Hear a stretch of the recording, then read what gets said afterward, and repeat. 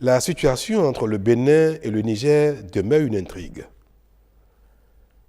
Il y a environ une semaine, je crois, les autorités nigériennes nous ont saisis par écrit pour solliciter la tenue d'une réunion du comité interétatique de suivi du pipeline pétrolier.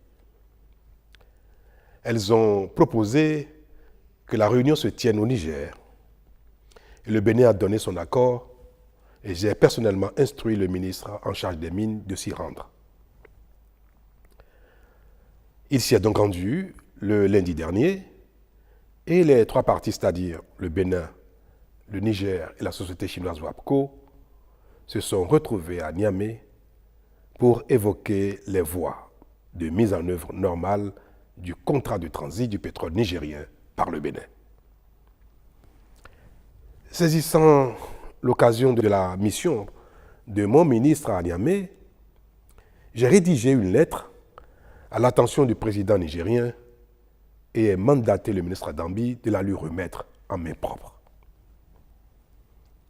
En ce qui concerne la réunion du comité interétatique, le Bénin, par la voix de son ministre, a réitéré la disponibilité de l'administration béninoise, notamment la douane, à coopérer avec la douane nigérienne en vue du chargement normal et régulier du pétrole nigérien au terminal de Sémé, pour autant que les formalités douanières de transit soient possibles. Je rappelle que les formalités douanières de transit ne sont possibles que si le passage des biens par les frontières est permis. Autrement dit, si les frontières ne sont pas ouvertes pour le passage formel du pétrole, les formalités douanières permettant son transit par le territoire du Bénin ne sont techniquement pas possibles. À minima, pour que ce transit soit possible, il faut que les autorités nigériennes annoncent officiellement que la fermeture de leurs frontières terrestres fait exception au pétrole. Une telle clarification serait susceptible de permettre un traitement juridique différencié du pétrole venant du Niger. À défaut de ce minimum, toute formalité douanière de transit du pétrole reste légalement impossible entre le Bénin et le Niger. Telles sont donc les clarifications que le gouvernement béninois a chargé le ministre Adambi d'apporter à nos partenaires à Niamey. Mais selon le compte rendu qu'il m'a fait hier à son retour, le ministre Adambi, il ressort que la partie nigérienne présente à la dite rencontre n'a apporté aucune réponse à nos préoccupations et attend ou attendrait de recevoir les instructions de ses plus hautes autorités. Alors je vous parle. Je n'ai reçu aucune clarification ou information de nos frères nigériens allant dans le sens attendu par tous. Mieux,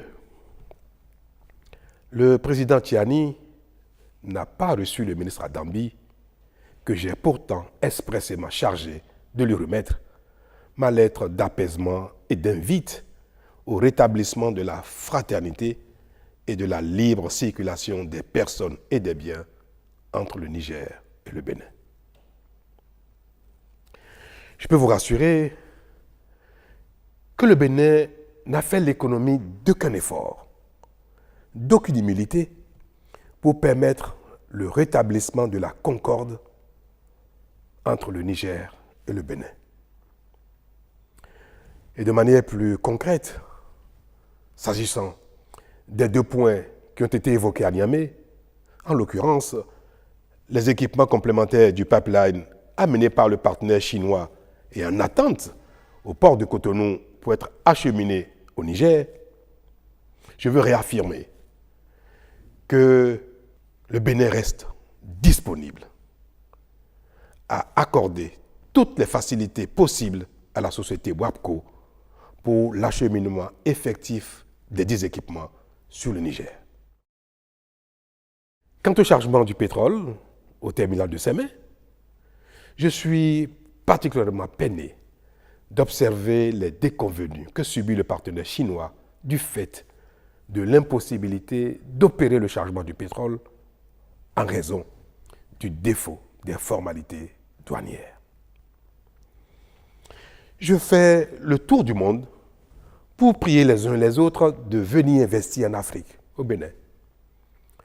Parce que pour nous, c'est la principale voie de nous développer. Et me voilà, témoin de ce qui fait la réticence des investisseurs et qui pénalise l'attractivité de notre continent. Mais je garde l'espoir que l'apaisement des relations entre le Niger et le Bénin ne saurait tarder davantage parce qu'il n'y a aucune raison qui justifie la méfiance et l'attitude de nos frères du Niger. Le temps de la protestation et des sanctions en raison du coup d'État qui a eu lieu au Niger est passé. Ce temps est passé pour tout le monde. Et il n'y a plus rien qui justifierait aujourd'hui que les autorités béninoises ne soient pas dans la bienveillance à l'égard des autorités nigériennes actuelles. Mais en attendant, nous chercherons les voies et moyens pour aider la société chinoise WAPCO afin de limiter leurs souffrances et préserver leur intérêt pour l'Afrique. Mimbidie, Niledi, Aseledi.